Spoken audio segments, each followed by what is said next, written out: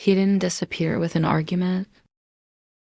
That was the part that unsettled me most because there was no final conversation to replay, no harsh words to dissect, no clear ending to grieve, only a sudden silence that arrived without explanation and settled into my life as if it had always been there, quietly rearranging my understanding of trust in ways I wouldn't fully grasp until much later. One day we were speaking normally, sharing fragments of ourselves, and the next day there was nothing. No reply, no acknowledgement, no closure, just absence. Ghosting doesn't feel like rejection at first. It feels like confusion. In the beginning, I assumed something reasonable had happened, that maybe he was overwhelmed, busy, distracted, and I found myself defending him internally before he ever asked to be defended. I checked my phone with curiosity rather than anxiety, telling myself that space is healthy, that modern communication doesn't require immediacy, that I was being mature by not jumping to conclusions. I didn't realize that this generosity toward his silence was quietly turning into self-abandonment. Trust doesn't shatter in one moment. It erodes through unanswered questions. As the hours turned into days, something subtle shifted inside me. I began replaying our last conversations, not because there was obvious tension, but because I needed to find a reason, a clue, something that could restore a sense of logic to what felt abruptly illogical. I wondered if I had said too much or not enough, if my tone had been misread, if my openness had crossed an invisible line. Without realizing it, I began negotiating with my own memory, adjusting it to accommodate his disappearance. Silence is rarely neutral. It invites interpretation. And interpretation, when left unchecked, becomes self-doubt. I noticed how quickly my internal narrative turned inward, how effortlessly responsibility found its way back to me, even though no accusation had been made.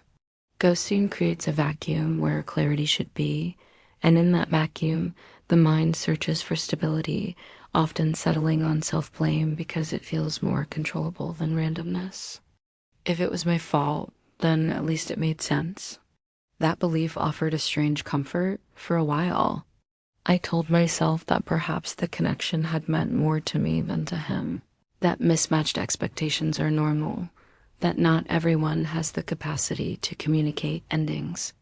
I framed his disappearance as emotional immaturity rather than malice, and in doing so, I minimized the impact it was having on me.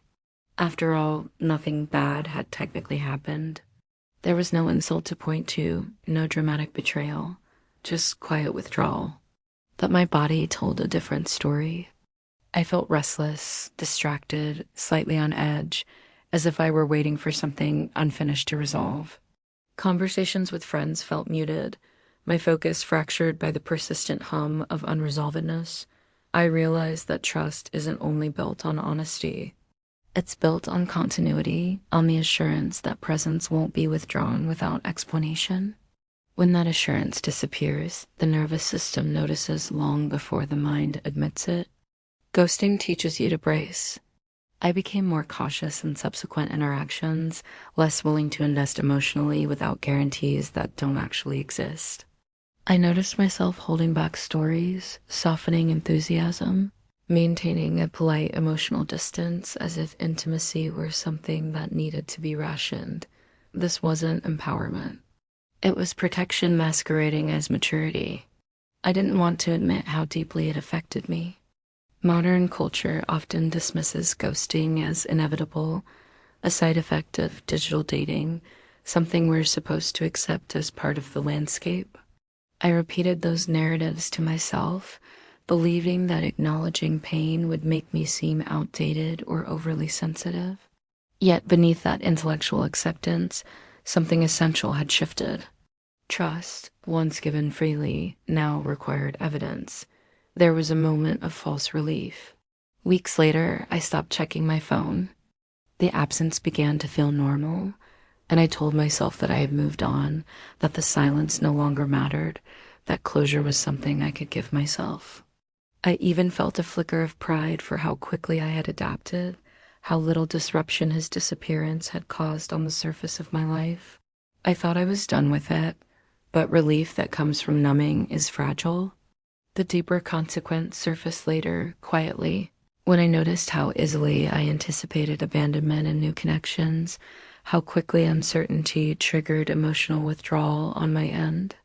I've learned, without consciously deciding to, that people can vanish without explanation, and that knowledge had rewired my expectations.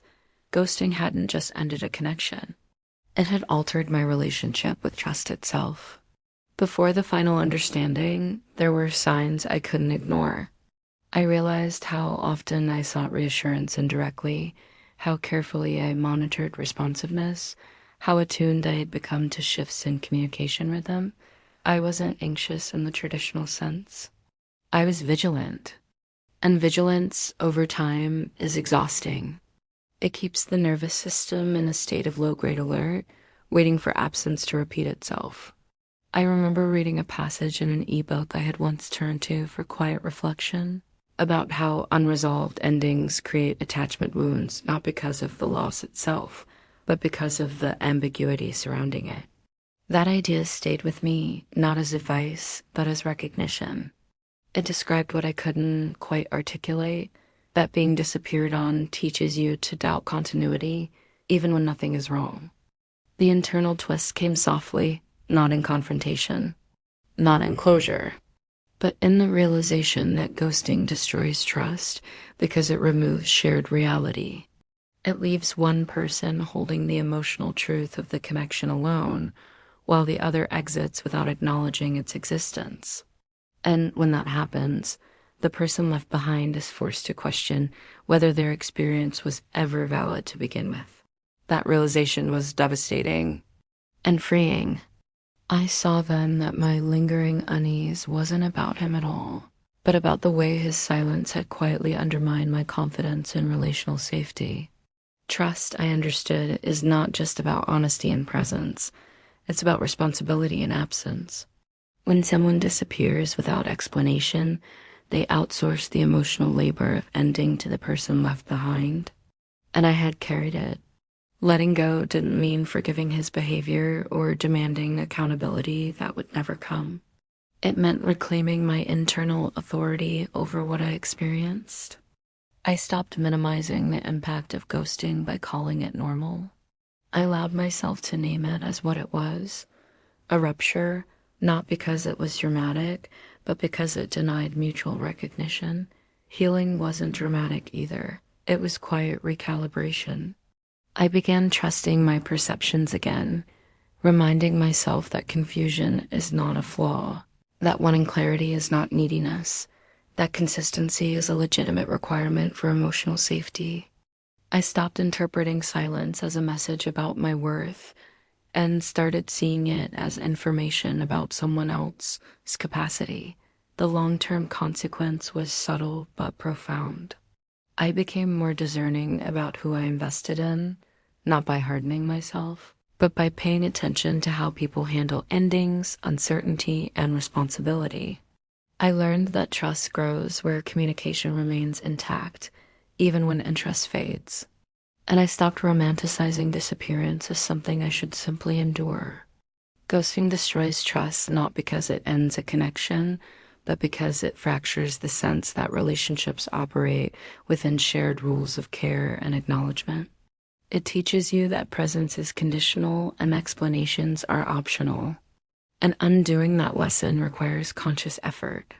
I now understand that trust isn't rebuilt by finding someone who never leaves, but by recognizing that my experience deserves acknowledgement, even when someone else chooses silence. That understanding didn't make me cynical. It made me grounded, and that grounding changed everything. I've shared the journey of learning to recognize what truly matters in love, boundaries, and self-awareness. If you want a gentle guide to understanding your own patterns, gaining clarity, and cultivating meaningful connections, this ebook can support that reflection. You can download the ebook in the description. The link is in the description.